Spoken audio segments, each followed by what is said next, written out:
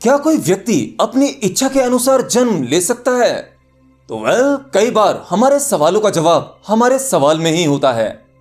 वैसे एक साधारण इंसान के जन्म के पीछे उसके मन का सबसे बड़ा रोल होता है। एक साधारण मनुष्य ने अपने जीवन में जैसे भी जिया होगा, उसके मन की जो भी अवस्था होगी, खासकर उसकी मृत्यु के समय, बस वो सभी प्रोग्राम, मन की वो अवस्था, उस सब के हिसाब से ये प्रकृति उस व्यक्ति का जन्म निश्चित करती है कि वो कहाँ जन्मेगा, किस प्रकार का जीवन जिएगा और अपने जीवन में क्या क्या करना चाहेगा। देखिए, अगर आप थोड़े बहुत आध्यात्मिक हैं तो आप यह तो जानते ही होंगे कि जब किसी व्यक्ति की मृत्यु होती है तो उस मृत्यु में उसका शरीर नष्ट हो जाता है, उसका ब्रेन नष्ट हो जाता है। मतलब भौतिक तल पर जो भी चीजें हैं वो सब कुछ भौतिकी में विलीन हो जाती है। यानी आपने प्रकृति से जो भी कुछ लिया है, जैसे ये आपका शरीर, ये प्रकृति की ही देन है, प्रकृति इसको वापस ले लेगी, ये आपको देना ही होगा। लेकिन आपके सूक्ष्म तल पर भी काफी घटनाएं घटती हैं जिसे ये प्रकृति रहस्यमय तरीके से डिजाइन करती है और आपका जन्म निर्धारित करती है। देखिए, अब सवाल यह उठता है कि क्या हम अपनी इच्छा अनुसार जन्म ले सकते हैं? कई बार आपके तीव्र मन की इच्छा आपको उसी फैमिली में जन्म दिला देती है जिस फैमिली में आपने अपने पिछले जन्म में अलविदा कहा था, यानी आपकी मृत्यु हुई थी। अगर आपकी इच्छा बहुत ही स्ट्रांग है, उस मृत्यु के क्षण में आपके मन की और आपकी इच्छाओं की क्या कंडीशन रही होगी, वो कितनी पावरफुल होंगी, उसके अनुसार आपको जन्म मिल ही जाता है। लेकिन ये कोई बड़ी बात नहीं है, ये कभी कभी साधारण इंसान के साथ भी हो जाता है। जरूरी नहीं कि ये बुद्ध पुरुष ही कर सकते हैं, क्योंकि आपका मन और आपकी इच्छाओं के अनुसार जहां पर भी जन्म मिलेगा वो एक बेहोशी की अवस्था में होगा। क्योंकि जब तक आपका ये मन है तब तक आप एक साधारण इंसान हैं। लेकिन अब सवाल यह उठता है कि बहुत से बुद्ध पुरुष अपनी मृत्यु से पहले अपने अगले जन्म की भविष्यवाणी कर देते थे। अब यह कैसे संभव होता है? देखिए, इसे कहते हैं मरने का परफेक्ट तरीका।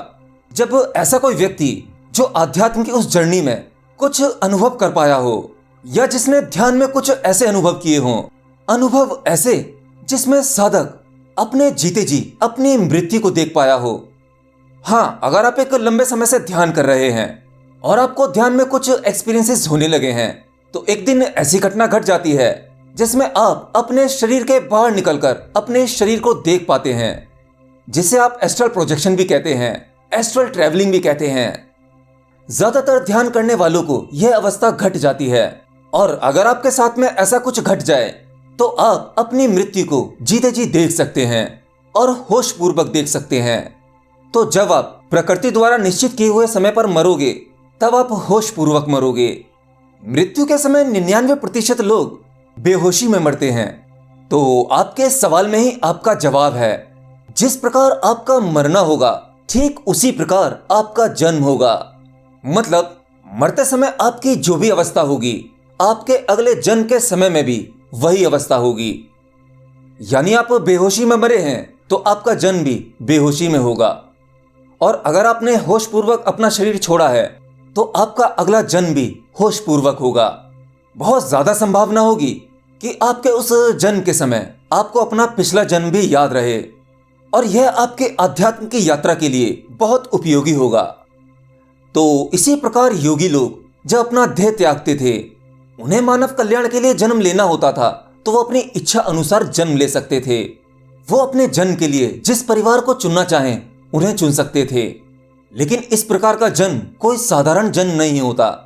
आप वापस से वो चीजें रिपीट नहीं करेंगे जो साधारण मनुष्य करते हैं, जैसे जन्म लेना, फिर परिवार के बंधनों में बंधना, पैसा कमाना, सक्सेस हासिल करना, पद प्रतिष्ठा, इन सब के पीछे वो दोबारा से रेस करना। ये न जाने आप कितनी बार कर चुके हैं।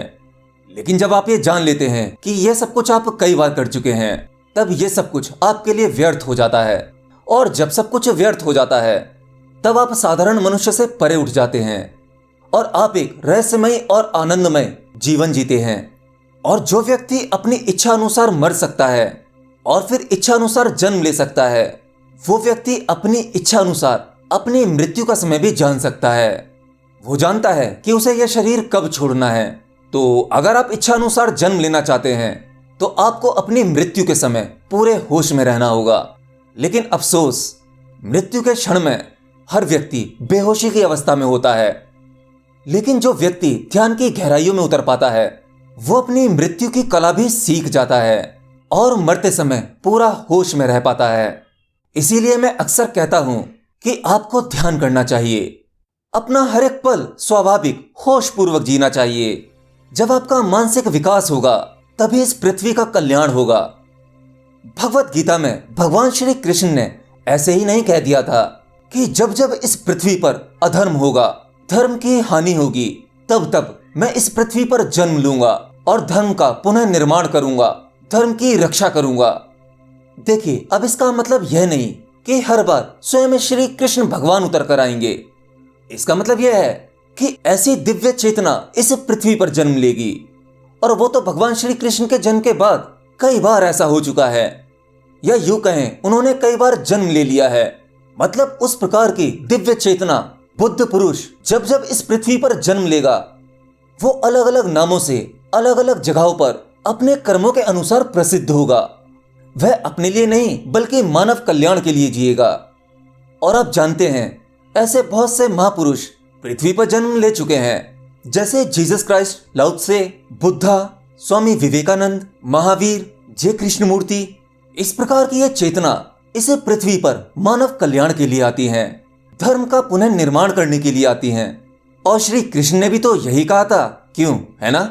एनीवे, ये इसी प्रकार चलता रहेगा। हमेशा इस पृथ्वी पर दिव्य पुरुषों की मौजूदगी होती है। यह तो प्रकृति का बैलेंस है। अगर अच्छाई है तो बुराई भी होगी।